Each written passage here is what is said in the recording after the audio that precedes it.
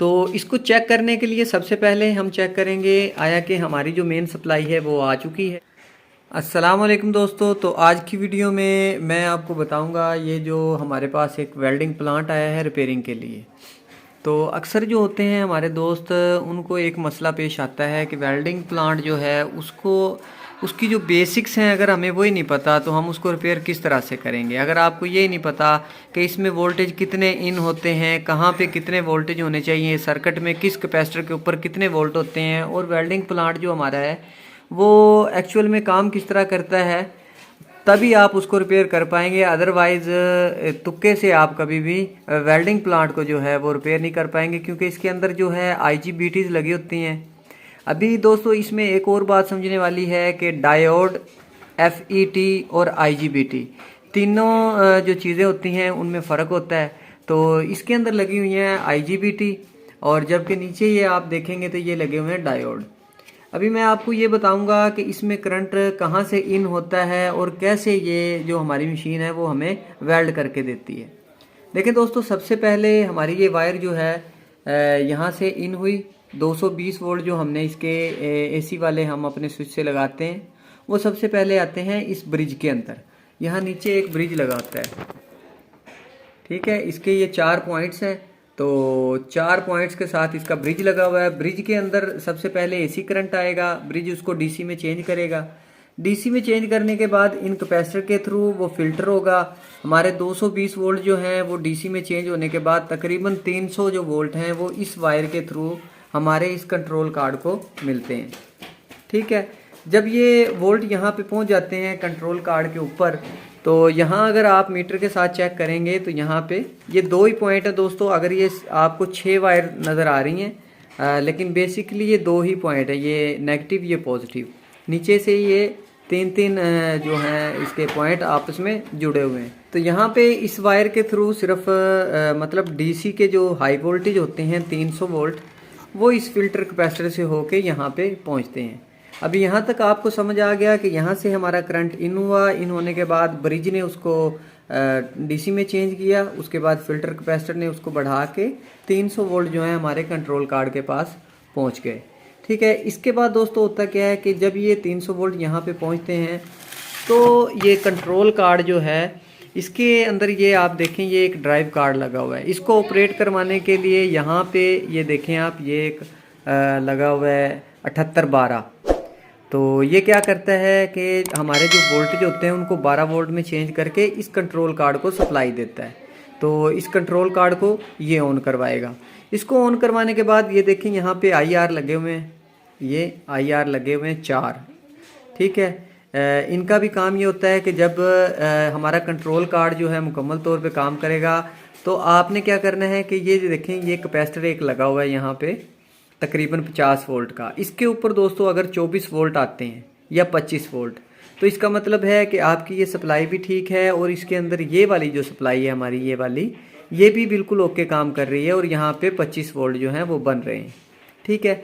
ये 25 वोल्ट हमें क्यों ज़रूरत होती है इसका भी मैं आपको बताता हूँ। उसके अलावा दोस्तों यहाँ पे जब हमारा कंट्रोल जो कार्ड है ये ऑन हो जाता है, तो ड्राइव कार्ड सॉरी, ये पूरा जो है ये कंट्रोल कार्ड है, और ये जो इसके ऊपर लगा हुआ है ये ड्राइव कार्ड है। जब ड्राइव कार्ड ऑन होता है तो यहाँ से ये देखें आप, ये जो वायर लगी हुई है ये वाली, यहाँ से हमारी जो ड्राइव वोल्टेज हैं वो हमारे इस कार्ड को मिलते हैं, ठीक है। फिर ये कार्ड क्या करता है, ये हमारी जितनी IGBT लगी हुई है ये वाली, इस सारी IGBT को ये ड्राइव करवाता है। यानी कि इसके यहाँ पे इसके गेट के ऊपर जो है वोल्टेज आते हैं 4 या 5, तो आपने वो भी चेक कर लेना है। अगर आप इसकी लास्ट वाली लेग इधर से और इस वाली लेग जो इसका गेट है यहाँ पे आप रख के DC वोल्ट पे रख के चेक करेंगे, जबकि इसके अंदर करंट हो तो यहाँ पे 5 वोल्ट आपको शो होंगे। मतलब आपका ड्राइव कार्ड जो है यहाँ से इस तरह से यहाँ से सप्लाई लेता है, और उसके बाद आपकी IGBT को इसी ने चलाना है, ठीक है। जब ये अपना काम करती है उस वक्त क्या होता है कि ये जो लास्ट वाला हमारा ये लगा हुआ है एक जैक, तो ये जो 3 कैपेसिटर्स हैं दोस्तों, इनके अंदर से होके हमारी उस करंट की जो फ्रीक्वेंसी है वो चेंज हो जाती है। चेंज होने के बाद हमारे ये जो लगे हुए हैं नीचे डायोड, ये 6 इस साइड पे हैं, 6 दूसरी साइड पे। यहाँ से ये डायोड के थ्रू जो हमारा करंट है वो आ जाता है इन कॉइल के पास। ठीक है, कॉइल से आउट होने के बाद वो हमारा ये वायर जो हमने वेल्डिंग करनी है उधर को निकल जाता है। अब इसके ऊपर ये एक जैक लगा हुआ है ये वाला, इसके अंदर आप देखें ये 3 वायर्स हैं दोस्तों। इसके अंदर ये जो ब्लैक वायर है ये हमारे प्लस वाले टर्मिनल के साथ शॉर्ट होती है। ठीक है, जबकि ये जो 2 वायर हैं अपना ब्लू और रेड, तो ये जो वायर्स हैं ये आपस में शॉर्ट बोलेंगे। हो सकता है कि आपकी ब्लू और ब्लैक आपस में शॉर्ट हो और रेड आपकी पॉजिटिव से जुड़ी हुई हो। ठीक है, इसके अंदर एक रेजिस्टेंस लगी होती है यहाँ पे, वो जो रेजिस्टेंस है वो आपकी जुड़ी होगी नेगेटिव के साथ, और फिर ये तीनों यहाँ पे इस कार्ड के अंदर आके लग जाते हैं। तो ये होते इसलिए हैं कि अगर आपका जो वेल्डिंग प्लांट है अगर उसमें इस तरह का प्रॉब्लम आ रहा है कि उसके एम्पेयर जो हैं वो कम हैं, मतलब आपका वेल्डिंग प्लांट बिल्कुल ठीक चल रहा है लेकिन उसके एम्पेयर नहीं बन रहे और वो वेल्डिंग नहीं कर रहा, तो उस सूरत में आपने ये चेक कर लेना है। इसके नीचे छोटे छोटे 2 प्रिंट्स होते हैं, अगर वो ख़राब हो जाएं तो ये इसको सिग्नल इसने देना होता है एम्पेयर के नीचे इतने एम्पेयर चाहिए हैं, उसी हिसाब से आपका कंट्रोल कार्ड जो है वो काम करेगा। ठीक है, उसके बाद आ जाते हैं कि ये हमारे पास एक 24 वोल्ट का यहाँ पे एक जैक लगा हुआ है जो कि नीचे जा रहा है। नीचे मैं आपको दिखाता हूँ कि वो कहाँ पे जा रहा है। ये देखें आप, ये हमारा 24 वोल्ट का जो जैक है वो चला गया नीचे वाले कार्ड के अंदर, इसके अंदर। अब यहाँ पे इतने हिस्से का काम तो आपने देख लिया था कि उसने 300 वोल्ट बना के ऊपर दे दिए। अब यहाँ पे एक रिले लगी हुई है 24 वोल्ट की। इस रिले को ऑपरेट करवाने के लिए हमारा जो कंट्रोल कार्ड है वो यहाँ से इसको 24 वोल्ट प्रोवाइड करता है ताकि हमारी जो रिले है वो काम करे। और इसी के अंदर से ये देखें आप, ये फ़ैन लगा हुआ है और ये फ़ैन भी 24 वोल्ट का होता है। तो इस फ़ैन को ऑपरेट करवाने के लिए कंट्रोल कार्ड से ही 24 वोल्ट नीचे जाते हैं। तो इसको चेक करने के लिए सबसे पहले हम चेक करेंगे आया कि हमारी जो मेन सप्लाई है वो आ चुकी है या नहीं। अगर वहाँ ब्रिज के ऊपर आपकी सप्लाई आ रही है उसके बाद आप चेक करेंगे इस जैक के ऊपर, अगर यहाँ पे भी 300 वोल्ट आ रहे हैं, ठीक है, तो आप समझ जाएंगे कि आपका जो नीचे वाला कार्ड है वो बिल्कुल ओके है। उसके बाद आपने चेक करना है कि आपके इस कैपेसिटर के ऊपर 24 वोल्ट बन रहे हैं। अगर तो बन रहे हैं तो आपकी 24 वोल्ट की जो सप्लाई है ये वाली ये IR लगा FET लगी हुई है, तो ये एरिया भी हमारा जो है वो ठीक है। ओके, उसके बाद आपने ये चेक करना है कि अगर आप मीटर को आपने रखना है AC वाले पॉइंट पे, मतलब आपने DC की रेंज पे सेट नहीं करना, DC मीटर को आपने AC वाली रेंज पे सेट करके यहाँ पे आपने चेक करना है। तो AC पे आपको यहाँ पे भी 2-4 वोल्ट जो हैं वो शो होंगे। इसका मतलब है कि आपका जो ड्राइव कार्ड है वो ड्राइव भी बना रहा है और यहाँ तक हमारा जो सिस्टम है वो बिल्कुल ओके है। ठीक है, उसके बाद दोस्तों ये यहाँ तक जाता है, इसके ऊपर आप वोल्टेज को है चेक नहीं कर सकते। वजह इसकी ये होती है कि ये हाई फ्रीक्वेंसी होती है, आपका जो मल्टीमीटर है वो ख़राब हो जाएगा। तो यहाँ पे आप लगाएंगे तो आपका जो मीटर है वो रीडिंग आएगी चली जाएगी, रीडिंग आएगी चली जाएगी। इसका मतलब यही है कि ये हिस्सा भी हमारा ओके है।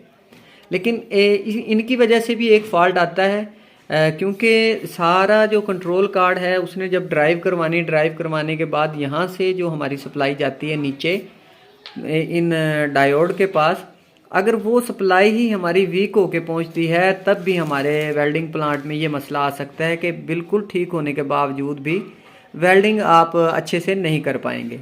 तो बहुत ज़्यादा इस्तेमाल की वजह से आप जब किसी भी वेल्डिंग प्लांट को दिन भर इस्तेमाल करते हैं, नॉन स्टॉप उस पर वेल्डिंग करते हैं, तो उसकी वजह से ये जो कैपेसिटर्स हैं ये भी वीक हो जाते हैं।